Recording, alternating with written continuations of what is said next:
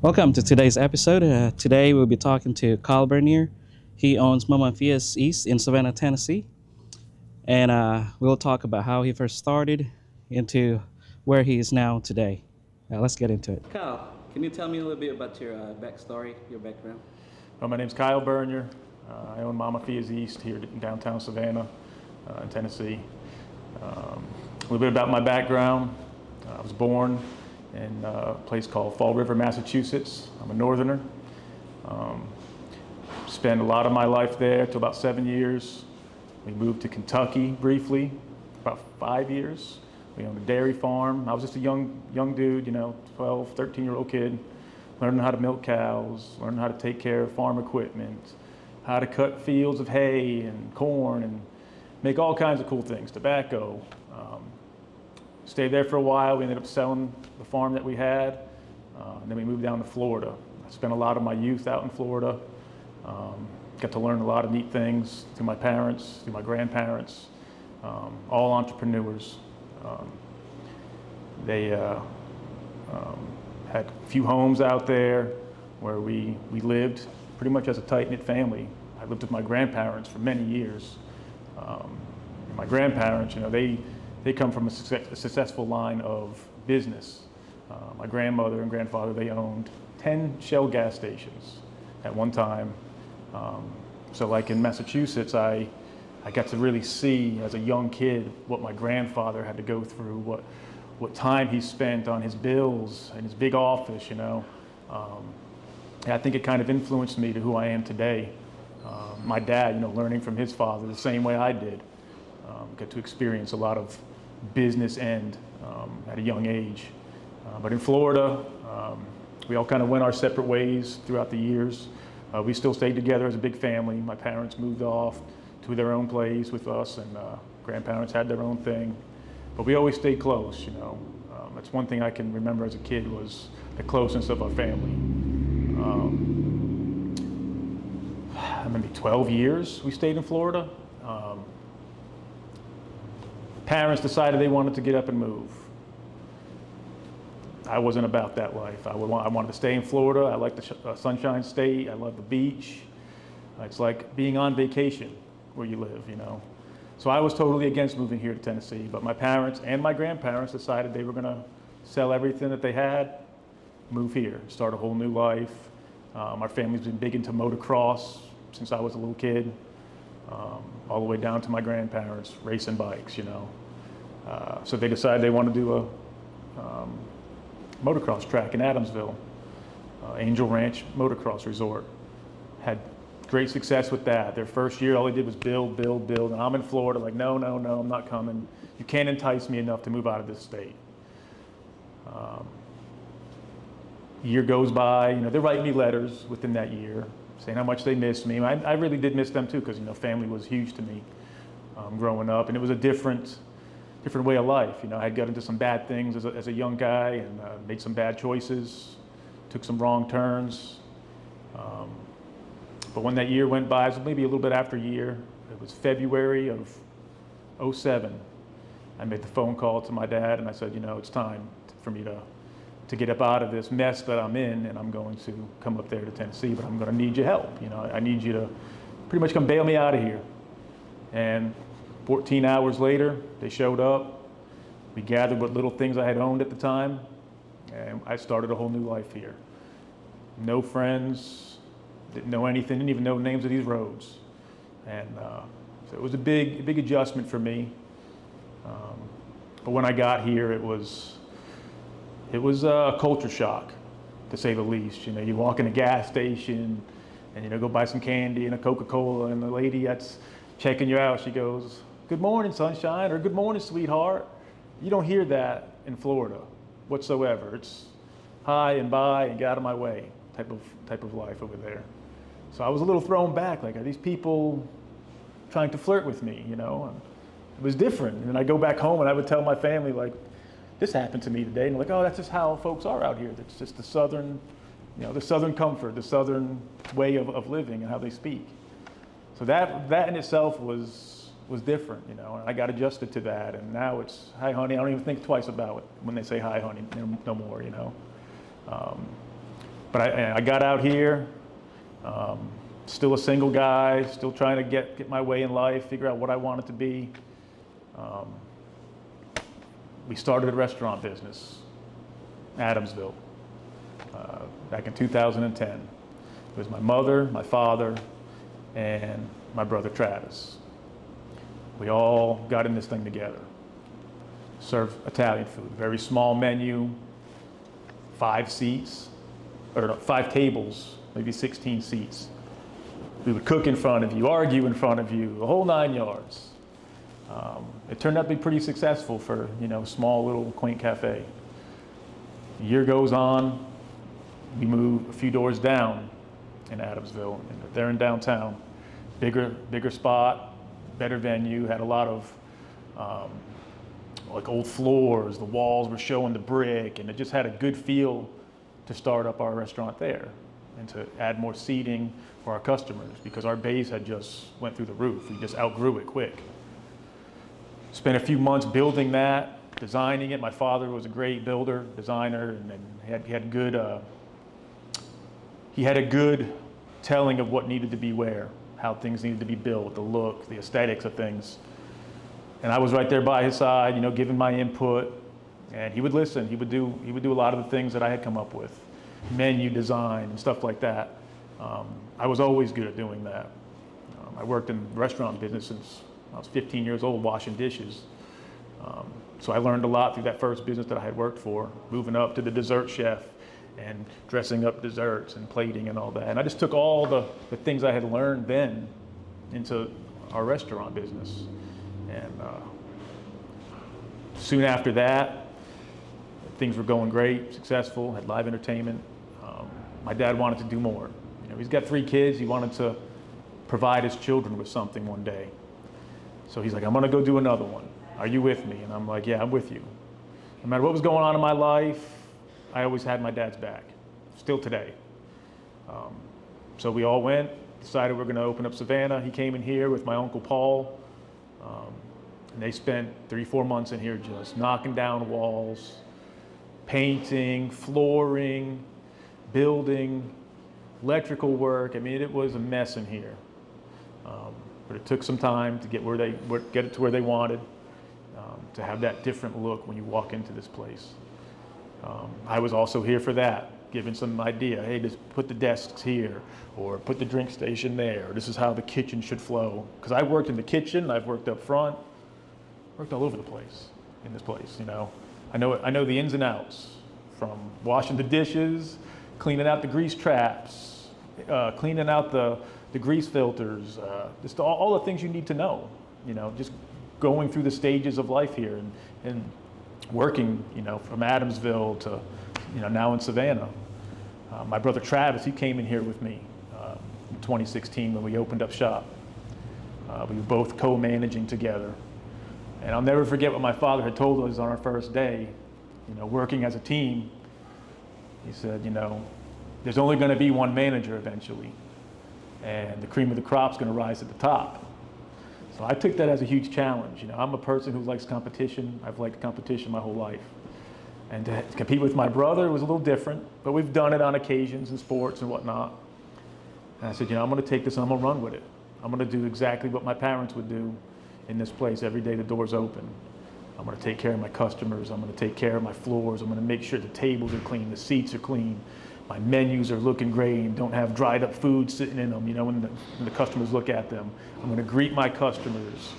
I'm going to do all the things necessary to keep these doors open and make this place as profitable as possible, And I guess I did that. I showed my father that I was capable, so the time came, they wanted to do a 3rd restaurant. So by that time, with the first 2, everything was going great, successful, all making money. We had great staff, not just staff. I mean, they're like family to us now. And a lot of them guys and girls still work here today that were here since day one.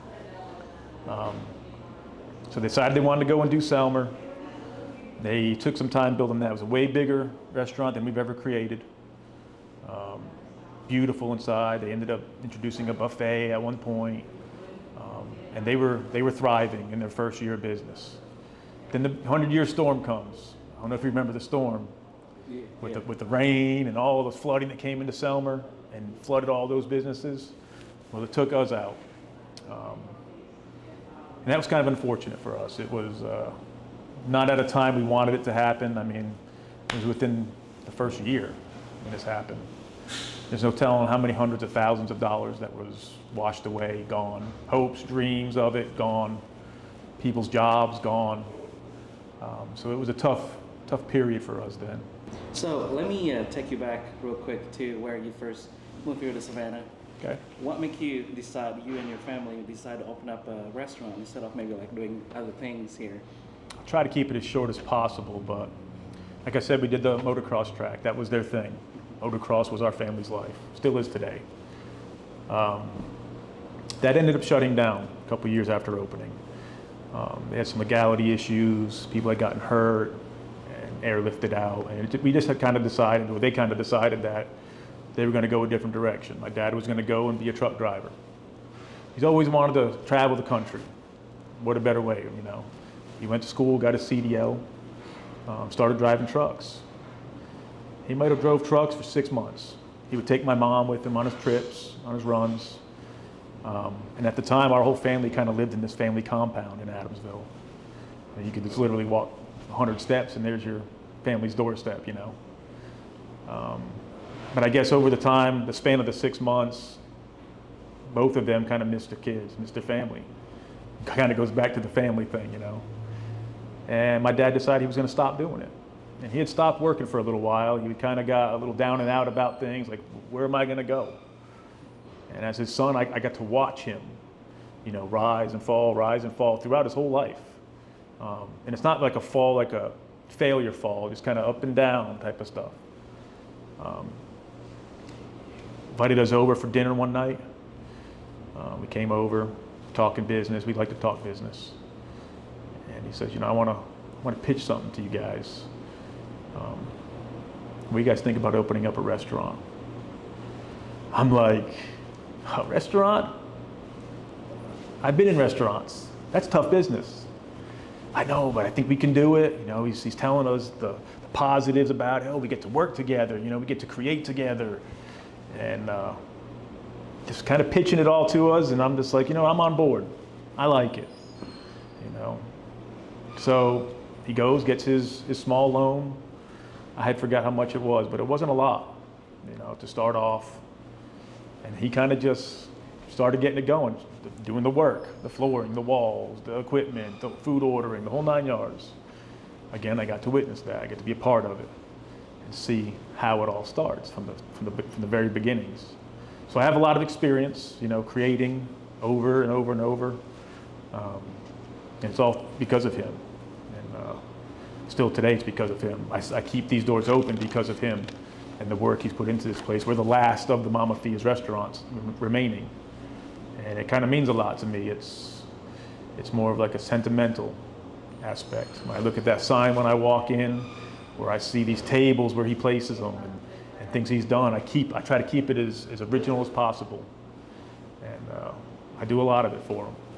So. And how long has it been now since first opened? Since we first opened this one, we opened here in 2016. He had owned this place for 2 years. What's crazy is he had an accident. He was shopping at Sam's Club, just doing his thing, minding his business, shopping for the restaurant because we get some product there. And a forklift comes driving by down the aisle. He sees it coming. He kind of goes up against the wall, and it crushes him against the wall.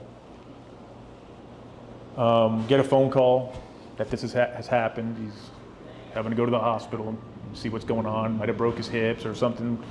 It was a mess. Well, since the injury, he wasn't the same person as he was. He had to stop doing just about everything. He used to race motocross. He used to be a boxer. He used to do MMA. All that crazy stuff he could do. He can hardly walk today. So in 2018, you know, at that time, he had 3 restaurants going. He owned them. And when that happened, he can't hardly move. My mom's doing it now by herself, all 3. You know, I'm managing here, Tammy's managing Adamsville. Travis is managing, Selmer. But my mom is owning and doing all the bookkeeping, all the running around, all the craziness that goes on in this business by herself. And she got worn down. They come to me, I want to say November 2017, asked me if I wanted to take over ownership. I thought about it, took some time to think about things. I said, this would be a great momentum push for me in my life. It'll help me financially if I do the right things. It'll get me to where I want to be. I've always just wanted to be a successful, an American citizen, paid my dues, took care of my family. And so I said, yeah, I'm going to do it.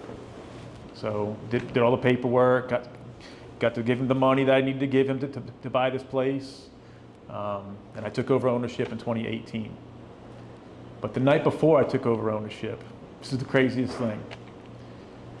We had a little party, new owner coming in. They already knew me. They already worked with me as a manager here. But we had a little get together, New Year's Eve party. We had some, appetizers out, some food, had drinks, all this stuff here. Where everyone's having a great time. We see fire trucks going by. Somebody had a wreck. That's what I'm thinking. I might have even said it out loud at the time. A few more minutes goes by, I get a phone call to my wife's mother, who's babysitting our children, saying our house is on fire. This is the day before I took over ownership of this place. So of course, we run out of here. Everyone leaves. We had some employees helping, close up the shop, take care of things here while we went and attended to our situation. Well, at that night, our kids were in bed. They were sleeping, and house is on fire. So the grandmother's waking up the kids, throwing them outside. And if you remember the day, I do. It was snowing, 6 degrees outside. We show up to the house. Kids are now at the grandparents' house across the street. And I just pull up in the fire trucks. They're just sitting there putting fire out with the water or the ice, because everything was just freezing in that midair. I broke down. I see everything that I built at home gone. Christmas had just passed. We still had gifts for the children that were still wrapped. I never even got to open them. All of it gone. So I was probably at my lowest point in my entire life. I had went through divorce, 2013. Had to rebuild myself up. But when I saw my house burning, I just had all these flashbacks of how hard it is to get to where I was going. And I had to backtrack. So I had a lot of talks with God. God has been my crutch. He's been my go-to since all that happening. But needless to say, I lost everything. Just about everything. The next day after the fire had been put out, me and my father, we walk up in there trying to salvage some things, some clothing. I mean, I just had what I had on my shoes that night. I'm going, rummaging through stuff. Everything is just gone. Everything personal that I had collected through life, my kids had through life, burnt to a crisp. I go to the side of my bed. I see a bunch of soot piled on my Bible. I knock that soot off. Again, it's like 6 degrees, 10 degrees, something like that. I get that Bible, I wipe it off, and I just grasp it. I just hug it. And from that moment on, I had tears running down my face. But from that moment on, I felt God's love. I felt God just hugging me from behind at that particular moment and just letting me know it's going to be okay. And I was supposed to get married in April of 2018, or May of 2018. I had her wedding band hidden in the house, hoping I could find it. I had cash hidden in the house to pay the DJ, to pay the caterers and all that stuff. And I'm like, I hope that's there. I go in there, everything is just trashed around it, except my wife's wedding band and the cash I had put aside for the DJ and the people that were catering. So right then and there was already God telling me, here you go. The most valuable things you need out of all of this is what I'm leaving you. It was the Bible, the ring, and the cash, obviously, to help pay for my wedding. And so it was a tough experience, you know. We opened up the very next day. You can imagine the feelings I had working. I was actually waiting tables my first day of ownership. And just about every customer that knew me personally would come in here and they would just hand me money. I mean, literally just handing me $100 bills, $50, $20, $10, whatever it was. I was probably crying 10 out of the 12 hours working here that day. It's like the power of the community, right? And let me tell you, man, talk about the power of the community. This community showed out. From Adamsville to Savannah, Hickwick, down in Alabama, I had people coming and visiting our home, bringing donations, clothing. Everybody just showed up. God showed up. Because that night when I went to bed, very little sleep I got, I was wondering what we were going to do. I have 3 babies. They're all going to school, kindergartens, and first graders, second graders. They lost everything. What am I going to do? But God showed He's got my back. From that moment I grasped the Bible to the moment people are knocking on our door, coming into my restaurant, supporting my business. Because I had money put aside for this place. You know, I'd put up our desk where we're going to do all the accounting, all our bills, and everything was set perfect. Just washed away, gone. I'm working out of plastic containers, you know. But the community did show up, and they helped me get through things. And still today, every time I walk into this place, it reminds me of those moments when I had felt like maybe people had turned their backs on me because I'm not from Savannah or I'm not from Tennessee. I'm from Massachusetts. And I had those thoughts in my head that people didn't care for me. But when that all happened, God showed me and the community showed me that they do care. And today, right now, they still care. And, it means a lot to me. And the community is the reason why I'm still in this business, to be quite honest. What I do for them, how I serve them, and give them a place that's different than others. You know, we're not your normal buffet or your meat and 3 type place. We're different. We stand out, and that's been the key. I always wanted to offer different, you know, and I think we've successfully done that. So now you said, you know, you're talking about marriage and stuff now. Yeah. So can you talk a little bit about your wife and how I think she's getting involved into the restaurant too, right? So my wife, she's one of a kind.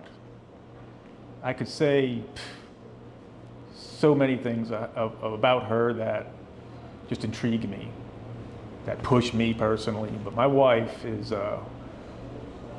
she's the one who puts the work in here. I'm the guy who comes in, I do the maintenance, I do the pointing the fingers, you know, checking out the money situation, making sure our charts are always going up and not down, making sure the budget's in place. But she does the work. She comes in here every day. Customers may not see her up front every day, but she's here every day in that kitchen making cheesecake from scratch.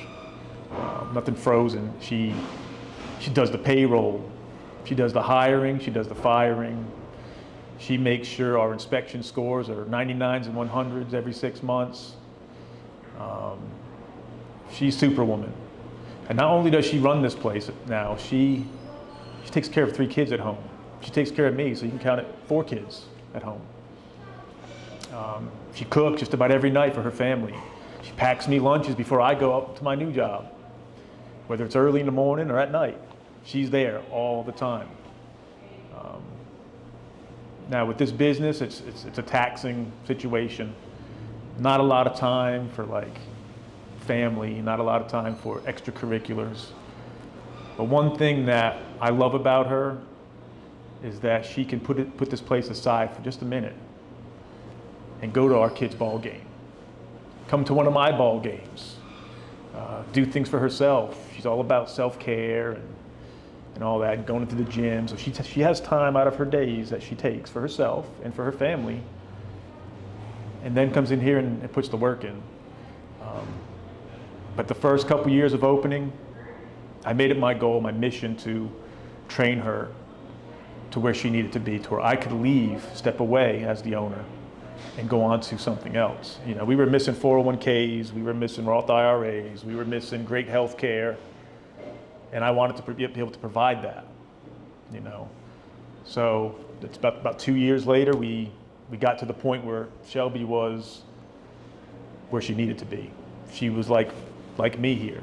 She had the vision, she had the know-how, all the way from the inventory, food ordering, how to manage people. I mean, she has experience in management when she used to manage goodies here in Savannah.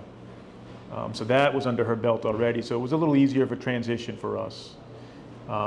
We had found out really quick that it's very difficult to work together. As much as we loved each other and in love we are with each other, we would always find ways to argue about the stupidest things here. From the type of straws we're going to put in people's drinks, or the kind of food we want to serve, or what's going to be on special, or how we want to clean this. She's the cleaner. She's so clean with stuff. Blows my mind. I thought I was clean. You know, she come along, she showed me what really clean is. But she's had this place all to herself since 2020. I mean, I'm still the owner. She's part owners with it. But I give her all of the credit, because without her, you probably wouldn't see Ma Ma Fias here today. She was my backbone. She was my courage. She got me through a lot of my dark times, you know, because this business can wear you out. Customers can wear you out. Google reviews can wear you out. I mean, there's a lot of things that go into this. And I had been doing the Ma Ma Fias brand since 2010. I'm not gonna lie, I was a little bit burnt out at the time. Like, this is not something I want to continue doing. It was hard to juggle things in life. You know, my kids are growing up. I got athletes. I've got, you know, all kinds of stuff going on with them. And I'm more about the time with my family than I am the time making money. Because in the end, the money, you just tear it up and it's not worth nothing, right? Your kids could get tore up, messed up, but guess what? You're still gonna love them. You're still gonna want them to succeed. You still have value in them.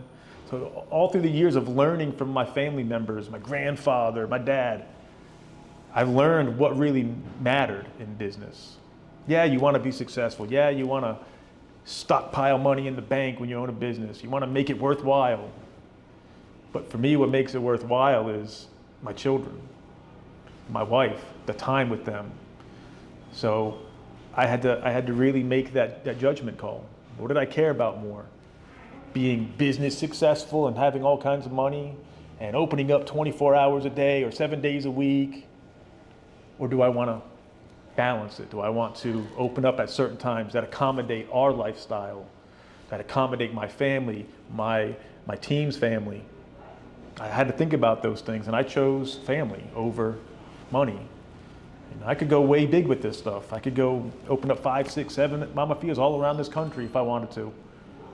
But what stops me is I already feel successful. I already feel like I'm rich. I'm rich with all these things, with my kids and my wife, my friendships with folks. I don't want to lose that, you know? And you can easily lose yourself in this business by not thinking about those things. You know, it's always go, go, go, money, money, money, money. Make sure we profit, make sure we profit. In the end, it doesn't really matter. What matters is who you come home to. What matters is your mental state when you come home. You know, you don't want to be a complete wreck and have your kids witness that and see that, because they're going to not want to do that. They don't want to go into business. They see their parents over here just to the wall every day. No time for this, no time for that. But we have created time. Over the years, we've just found ways to keep the motor turning, keep the gears revving, and still have that quality time that we want, you know. And so far, 8 years in, I feel like we're doing a hell of a job. So let's talk a little bit about how you run your business, the restaurant, throughout the years. So you have a team now. Mm-hmm. So how do you train them? Well, training is a tricky part. We obviously know what we're doing as far as the owners, me and my wife, and a lot of our team members, like I said before, they've been here for a long time. We get our team members who are knowledgeable, involved in the training of the new employees.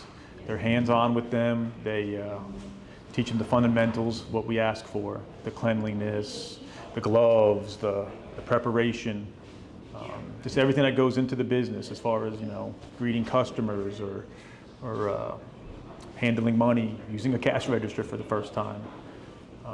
You meet a lot of walks of life that come into these doors who want a job.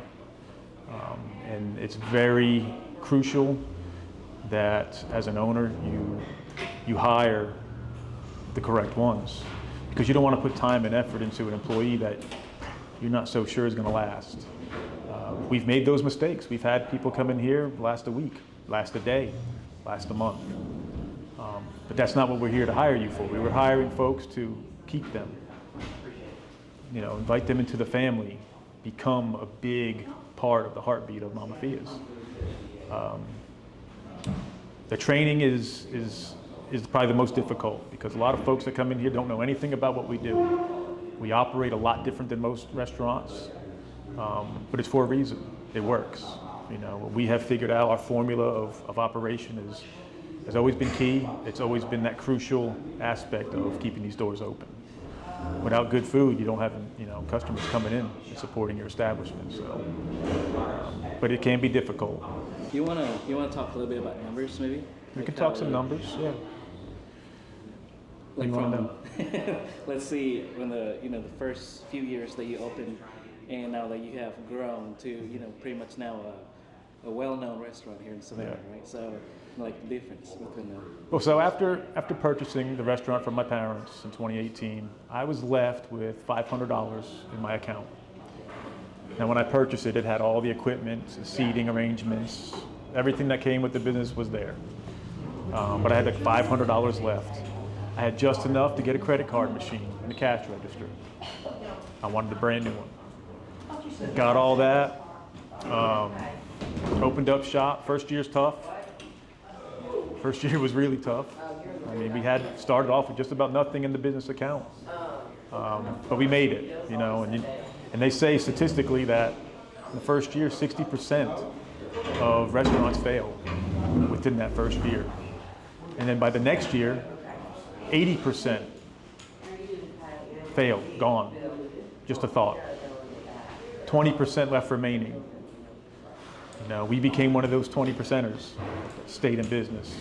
We're on year 9, moving up, and it's gotten more successful since day one.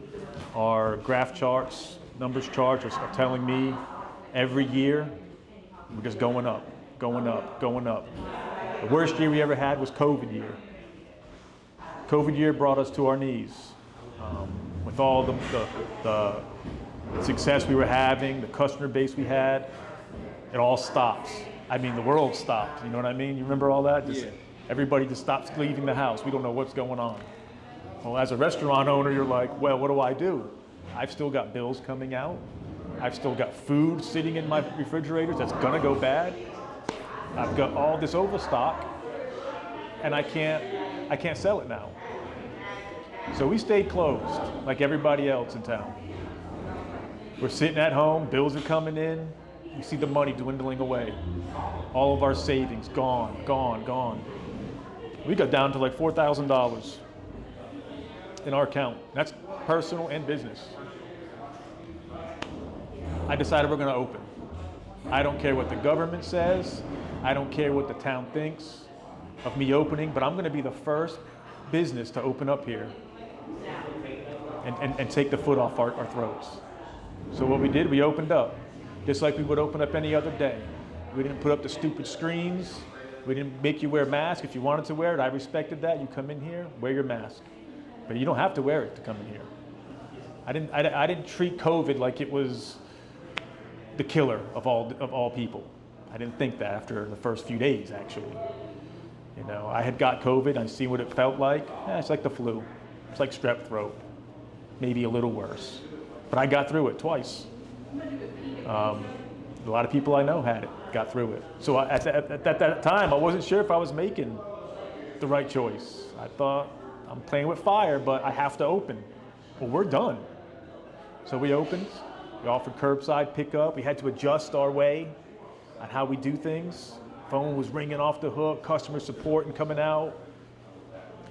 And we found enjoyment in that aspect of the whole COVID era. But, at the end of the year, we were still open, still surviving, still providing jobs,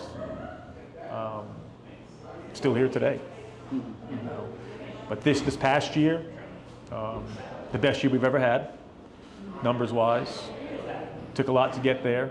My wife's had a lot of rough days, rough nights. She thinks she's got a night off. She gets the phone call, so and so can't come in. Well, as the owner, as the boss, you've got to fill in those positions. And my wife, going back to her, she does that. If I have to do it and I'm available, I'll be more than happy to do it. But she's such an alpha, she's such a boss, where she doesn't want to tell me, hey, come in for me, or come do this, or come do that. She takes it upon herself and does it. Now, with the man stuff, like fixing this, or leaks, or electrical issues, or equipment issues, she'll call me and I'll take care of it. But what made us get to the point where we are, numbers-wise,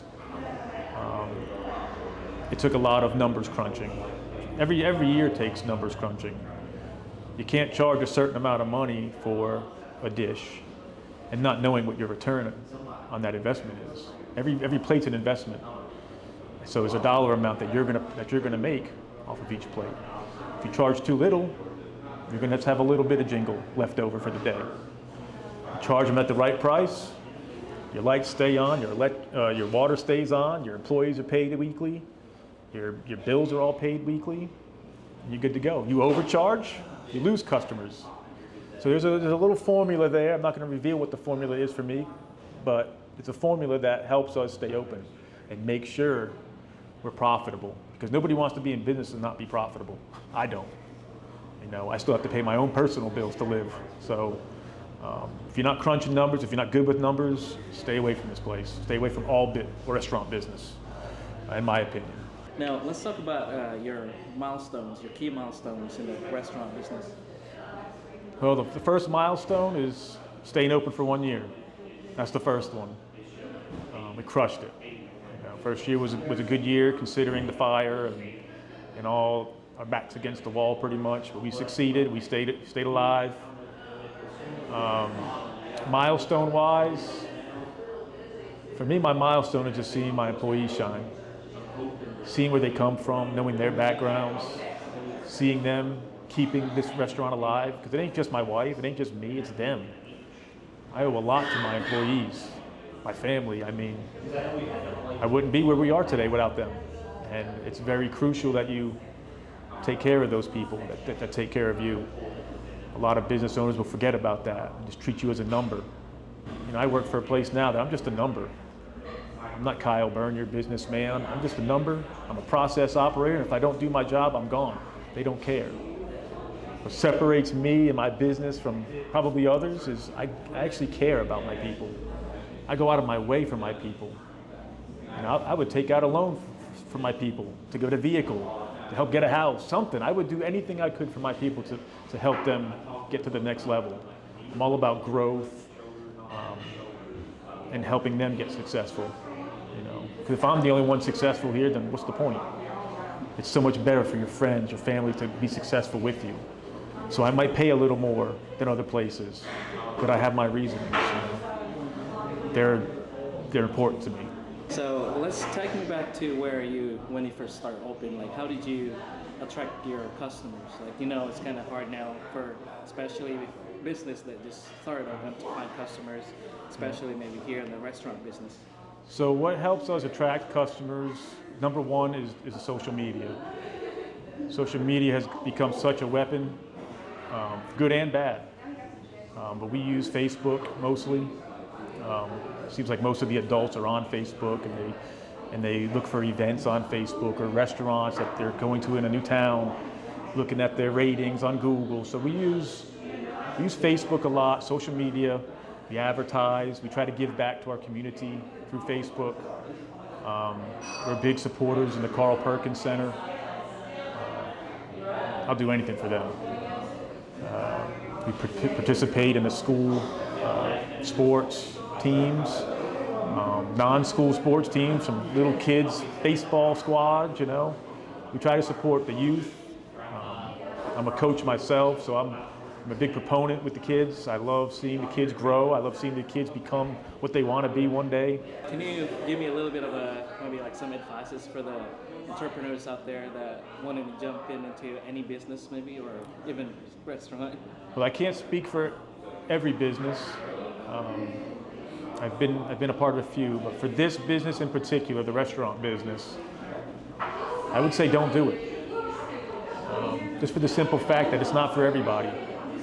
Like I gave you those numbers before, 80% of entrepreneurs that decide they want to be restaurant owners, they fail.